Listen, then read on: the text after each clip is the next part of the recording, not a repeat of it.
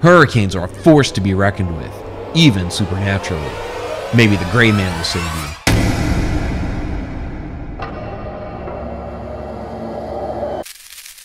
Hurricanes are the most powerful storms on Earth and bring with them death, destruction, and chaos. It's no wonder that there are ghost stories associated with these destructive forces of nature. Where best to start than the famous Gray Man of Pawleys Island in South Carolina. Just south of Myrtle Beach originates the chilling tale of the Gray Man, which dates back to 1822 when a young man traveling north from Charleston to see his fiancée perished in quicksand-like mud in the marshes.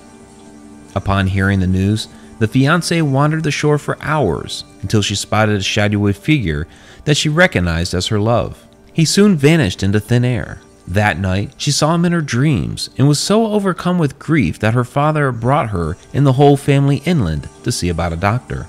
The next day, a hurricane destroyed the area, leaving many of their neighbors dead.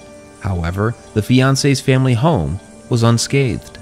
The spirit of the man who perished in the swamp has haunted those shores ever since, looking for the girl he loved, and has become known as the Gray Man due to his gray clothing and long gray coat. He is not to be feared, however. The Gray Man is a helpful spirit who's known to warn local residents of incoming storms and hurricanes. The Gray Man hit the national spotlight just after Hurricane Hugo in 1989, when local residents Jim and Clara Moore were interviewed on Unsolved Mysteries.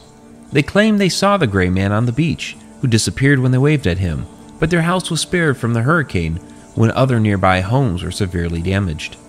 Hurricane Katrina devastated New Orleans and the surrounding area in 2005, killing over 1,200 people, mostly due to the 50 breaches of levees around the city, and costing hundreds of millions of dollars. Such destruction and loss of life is bound to create a ghost story or two, including a restaurant that's been haunted by the ghost of a woman who died the day after Hurricane Katrina made landfall. Before the restaurant on the corner of Magazine and Jackson was built, it was the burial site for Vera Smith. Smith was 65 years old at the time of her death, hit by a drunk driver during the Katrina mayhem and left for dead in the street.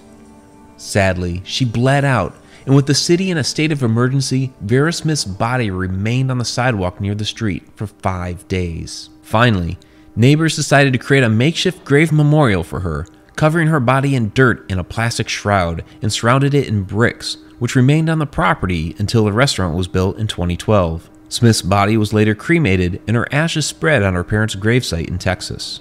Business at the restaurant had been slow with numerous mishaps, including the brand new meat grinder going out the week they opened, broken water lines, vandalism, and fighting with the city. They eventually hired a local artist to fashion a new memorial at the site to help the woman's spirit rest in peace.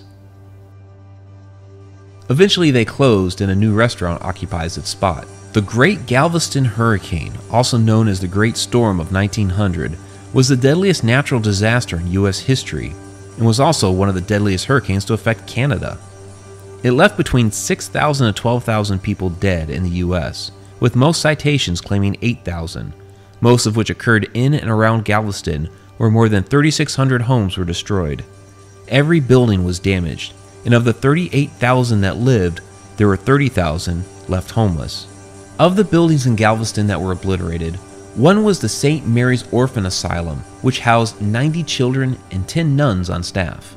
The winds of the hurricane started ripping into the island on the morning of September 8th, and by the afternoon, according to one of the surviving boys of the orphanage, the rising tides began eroding the sand dunes as though they were made of flour.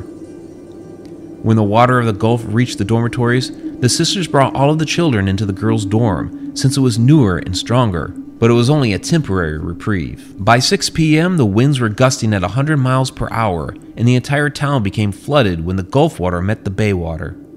An hour and a half later, the main tidal surge struck the south shore, and houses were ripped off their foundations and used as battering rams against the other houses. The collapse of the boys' dormitory resounded loudly as it was ripped apart and carried away by floodwaters. The sisters used clothesline ropes to tie the children to them, each nun taking on 6 to 8 children. Some of the older children climbed out onto the roof.